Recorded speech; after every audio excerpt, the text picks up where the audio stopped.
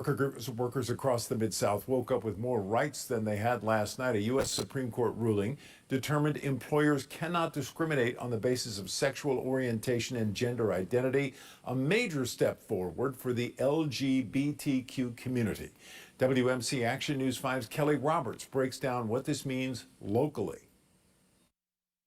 We have long had a joke in our community that you can get married on a Saturday and get fired on a Monday. The U.S. Supreme Court issued its ruling Monday, saying in Title VII of the Civil Rights Act, discrimination on the basis of sex includes sexual orientation and gender identity. For members of the LGBTQ community in Tennessee, Arkansas, and Mississippi, it's the first time these protections have been granted to them. Most states actually don't have state-level employment protections. Tennessee and Arkansas have human rights acts. Those acts protect employees from being discriminated against based on their sex.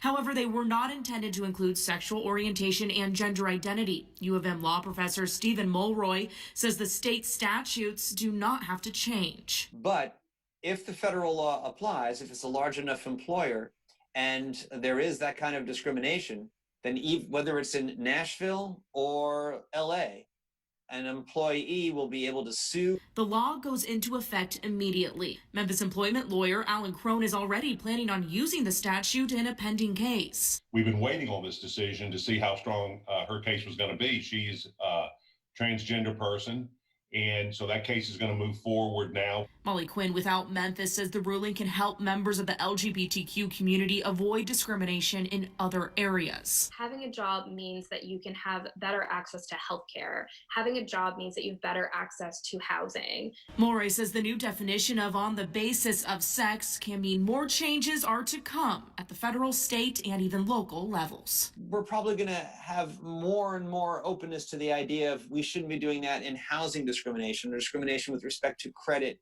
adoption, all the different areas where there is currently discrimination on those grounds right now. Kelly Roberts, WMC Action News 5.